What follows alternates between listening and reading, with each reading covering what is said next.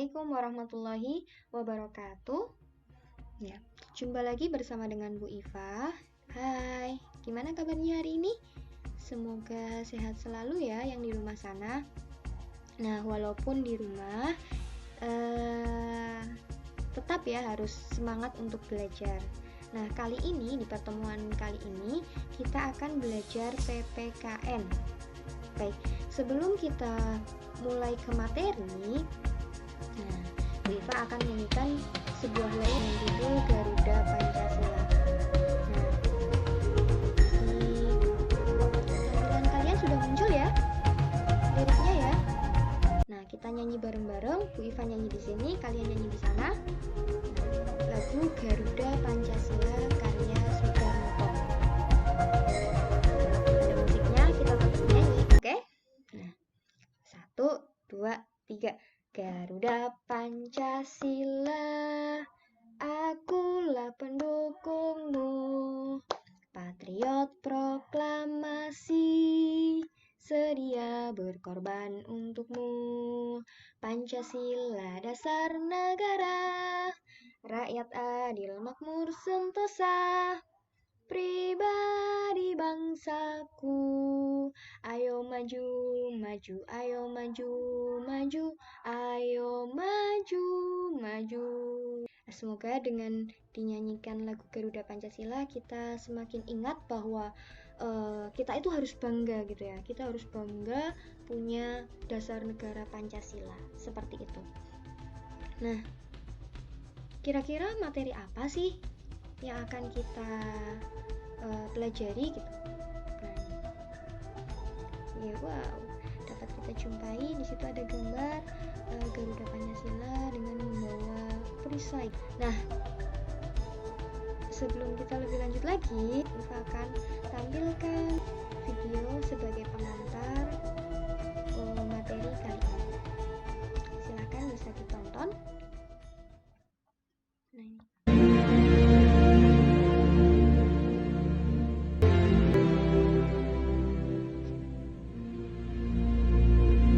Menjelang kekalahannya di akhir Perang Pasifik, tentara pendudukan Jepang berusaha menarik dukungan rakyat Indonesia dengan membentuk Dokuritsu Junbi Tyosakai, atau Badan Penyelidik Usaha-Usaha Persiapan Kemerdekaan Indonesia, BPUPKI. Berawal dari pemberian janji kemerdekaan bangsa Indonesia oleh Perdana Menteri Jepang saat itu, Kuniaki Koiso, pada tanggal 7 September 1944. Pemerintah Jepang lalu membentuk BPUPKI pada tanggal 1 Maret 1945. Organisasi yang beranggotakan 74 orang, 67 orang Indonesia dan 7 orang Jepang ini mengadakan sidang pertamanya pada tanggal 29 Mei hingga Juni 1945 untuk merumuskan falsafah dasar negara bagi negara Indonesia. BPUPKI ini beranggotakan 67 orang dengan Ketua Dr. Rajiman Widyudiningrat. Pada hari pertama sidang, Dr. Rajiman meminta para anggota sidang untuk menyampaikan pandangan mengenai dasar negara. Permintaan ini pada hari pertama tanggal 29 Mei dipenuhi oleh Muhammad Yamin yang mengemukakan secara lisan butir-butir dasar negara tersebut. 1. Peri kebangsaan. 2. Peri kemanusiaan. 3. Peri ketuhanan. 4. Peri kerakyatan. Dan 5. Peri kesejahteraan rakyat. Pada tanggal 31 Mei 1945, Profesor Supomo menyampaikan butir-butir nilai yang diusulkannya menjadi dasar negara. 1. Persatuan. 2. Kekeluargaan. 3. Keseimbangan lahir dan batin. 4. Musyawarah. 5. Keadilan rakyat. Hampir separuh anggota badan tersebut menyampaikan pandangan dan pendapatnya. Namun belum ada satupun yang memenuhi syarat suatu sistem filsafat dasar untuk membangun Indonesia merdeka. Pada tanggal 1 Juni 1945, Bung Karno mendapatkan giliran untuk menyampaikan gagasannya tentang dasar negara Indonesia merdeka. Insinyur Soekarno berpidato 5 dasar negara. 1. Kebangsaan Indonesia. 2. Internasionalisme atau peri kemanusiaan. 3. Mufakat dan demokrasi. 4. Kesejahteraan sosial. 5. Ketuhanan yang Maha Esa. Kemudian Insinyur Soekarno menyampaikan nama yang tepat untuk kelima dasar negara yang disampaikan. Nama kelima dasar itu adalah Pancasila. Dilanjutkan Bung Karno, kelima dasar itu dapat diperas menjadi 3 dasar Indonesia merdeka: sosionasionalisme, sosiodemokrasi, dan ketuhanan. Dan bila diperas lagi menjadi 1 dasar saja, menjadi gotong royong. Selanjutnya, BPUPKI membentuk panitia kecil untuk merumuskan dan menyusun Undang-Undang Dasar dengan berpedoman pada pidato Bung Karno itu. Dibentuklah panitia kecil yang terdiri dari 8 orang, yang diketuai oleh Insinyur Soekarno dan anggota-anggotanya adalah Muhammad Hatta, Sutarjo Karto Hadikusumo, Wahid Hasyim, Ki Bagus Hadikusumo, Otto Iskandar Dinata, Muhammad Yamin, dan A.A. Maramis. Panitia ini bertugas menampung saran-saran, usul-usul, dan konsepsi-konsepsi para anggotanya. Pada tanggal 22 Juni 1945, panitia kecil ini mengambil prakarsa untuk mengadakan pertemuan dengan 38 anggota BPUPKI yang sebagian diantaranya sedang menghadiri sidang Chosangin, sebuah badan penasihat yang dibentuk oleh pemerintah pendudukan Jepang. Pada pertemuan tersebut dibentuk sebuah panitia kecil lain yang kemudian dikenal dengan sebutan Panitia 9 yang terdiri dari Insinyur Soekarno, Muhammad Hatta, A.A. Maramis, Abi Kusno Cokro Sujono, Haji Agus Salim, Ahmad Subarjo, Kiai Haji Wahid Hasyim, A.K. Muzakir, dan Muhammad Yamin. Panitia 9 dibentuk untuk mencari modus antara apa yang disebut golongan Islam dengan apa yang disebut golongan kebangsaan mengenai soal agama dan negara. Panitia kecil ini berhasil mencapai modus itu yang diberi bentuk suatu rancangan pembukaan hukum dasar. Inilah yang kemudian dikenal dengan nama Piagam Jakarta 22 Juni 1945. Dalam Piagam Jakarta termaktub rumusan dasar negara yang berbunyi sebagai berikut. 1. Ketuhanan dengan kewajiban menjalankan syariat Islam bagi para pemeluk. 2. Kemanusiaan yang adil dan beradab. 3. Persatuan Indonesia. 4. Kerakyatan yang dipimpin oleh hikmat kebijaksanaan dalam permusyawaratan perwakilan. 5. Keadilan sosial bagi seluruh rakyat Indonesia. Sore hari pada tanggal 17 Agustus 1945, ketika Indonesia baru saja memproklamirkan kemerdekaan, Muhammad Hatta menerima utusan dari Indonesia Timur yang menyatakan isi sila pertama sebagaimana Piagam Jakarta tidak mewakili mereka, sehingga kemungkinan mereka akan melepaskan diri dari negara Indonesia yang belum sehari merdeka. Oleh karena itu, PPKI pada tanggal 18 Agustus 1945 memutuskan 1. Mengesahkan Undang-Undang Dasar. 2. Memilih dan mengangkat Insinyur Soekarno sebagai Presiden dan Dr. Andes Muhammad Hatta sebagai Wakil Presiden Republik Indonesia. 3. Membentuk Komite Nasional untuk membantu tugas Presiden sebelum MPR dan DPR terbentuk. Berkaitan dengan Undang-Undang Dasar, terdapat perubahan dari materi yang dihasilkan oleh BPUPKI.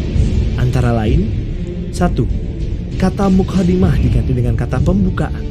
2. Pada pembukaan alinea keempat anak kalimat ketuhanan dengan menjalankan syariat Islam bagi pemeluk-pemeluknya diganti dengan ketuhanan yang Maha Esa.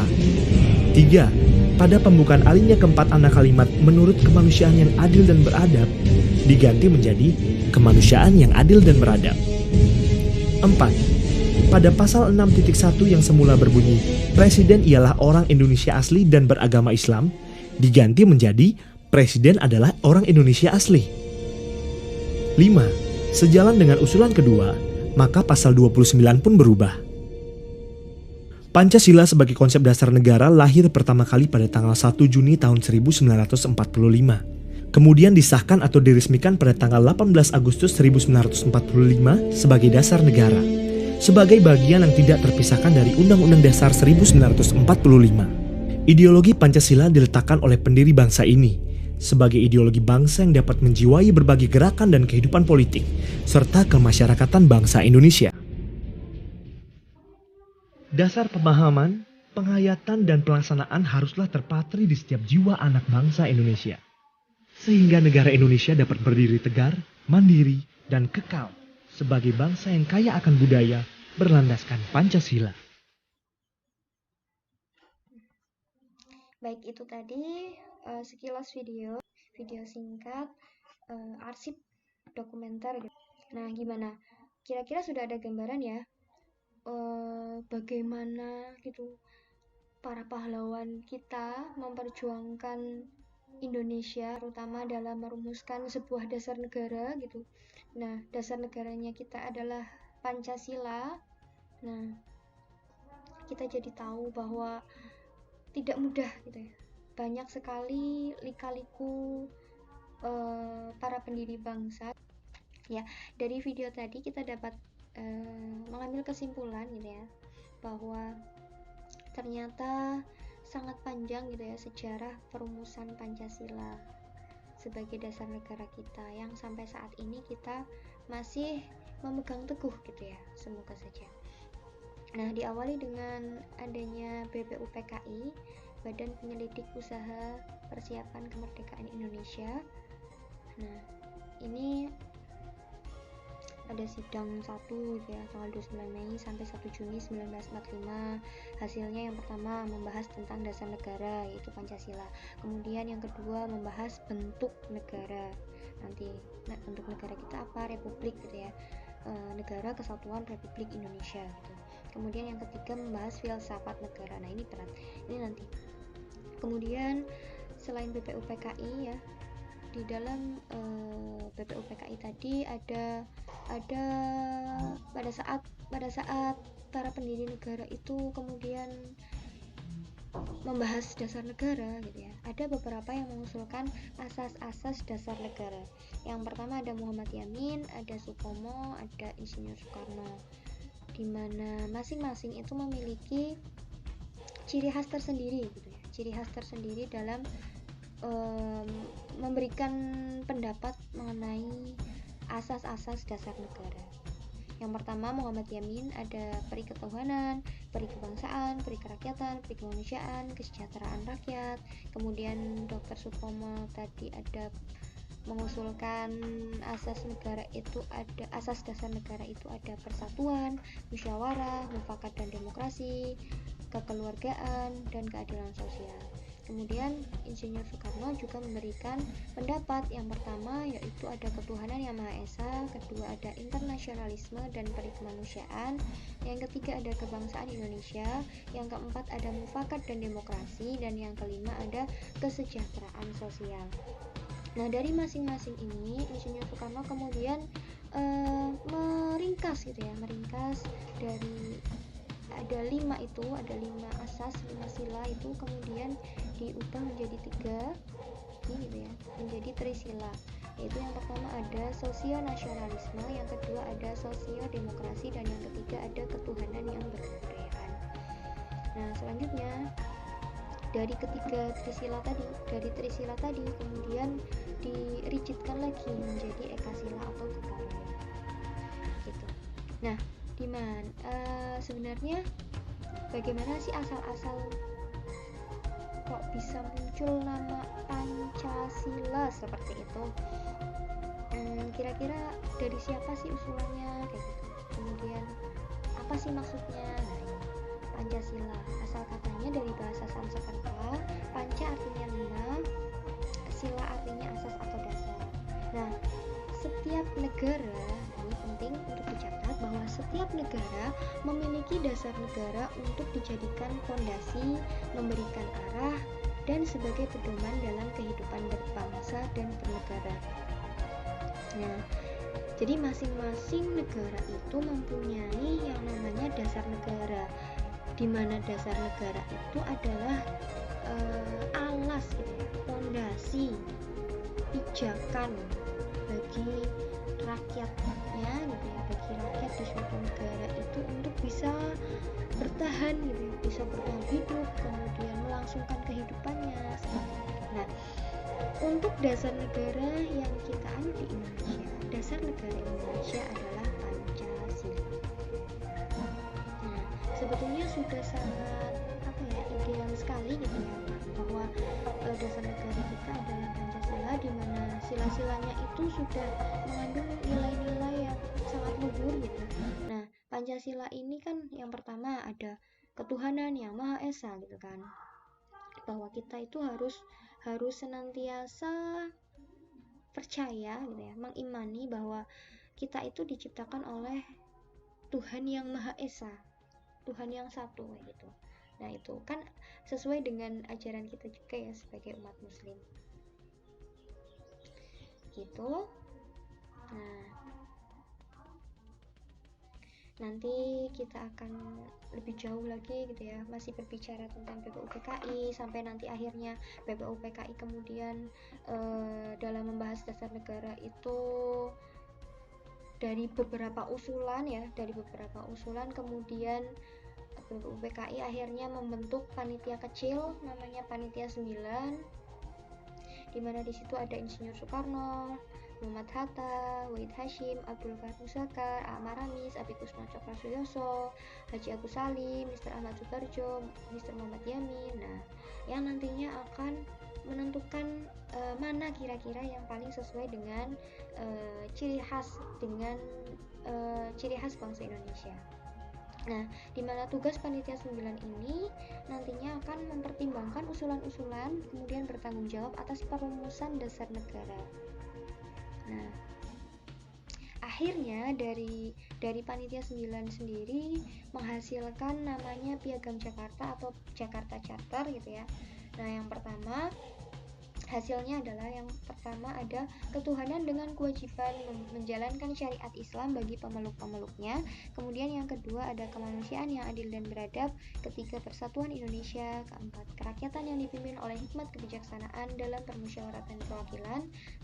Terus yang kelima, keadilan sosial bagi seluruh rakyat Indonesia.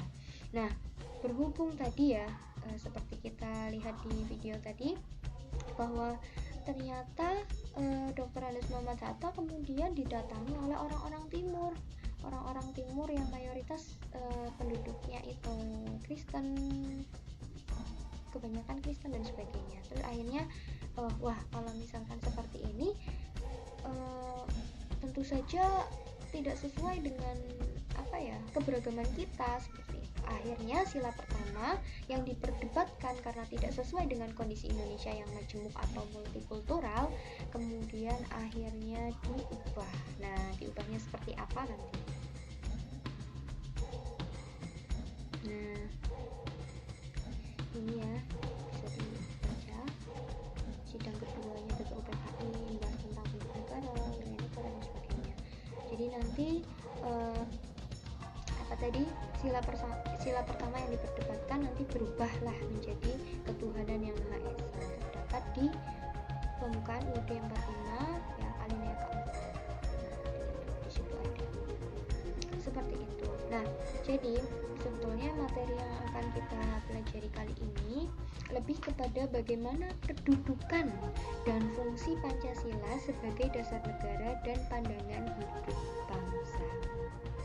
Jadi sebetulnya kedudukan dan fungsi Pancasila ini banyak ya, ada banyak. Tetapi yang kita akan bahas adalah bagaimana Pancasila sebagai dasar negara dan sebagai pandangan hidup bangsa. Seperti itu.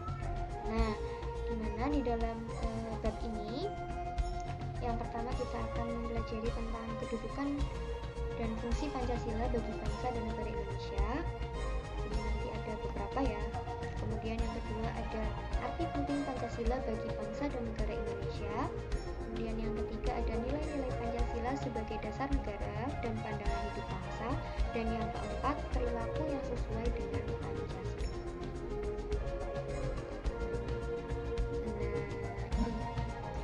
Oke, kita analogikan seperti ini. Kita anggap saja Indonesia adalah sebuah rumah. Sebuah rumah, di situ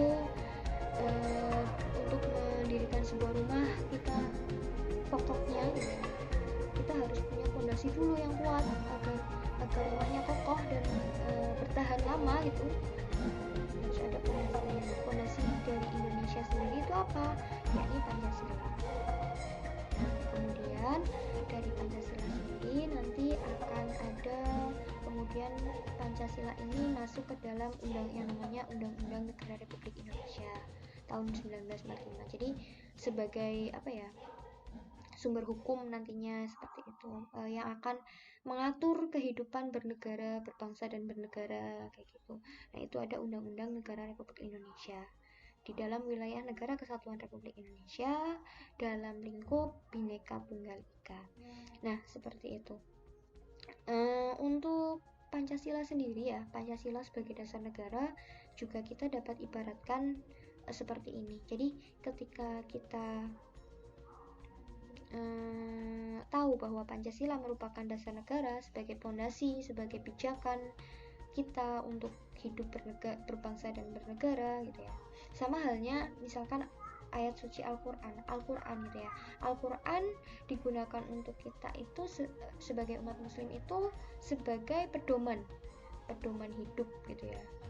Mau dari zaman dulu sampai zaman sekarang, bahkan zaman yang akan datang, masa yang akan datang itu Al-Quran akan tetap ada dan akan tetap memberikan arahan gitu ya, karena Al-Quran ini tidak akan kadaluarsa. Nah itu seperti itu. Kalau misalkan untuk umat muslim ya, pedoman hidupnya kan Al-Quran ya, dimana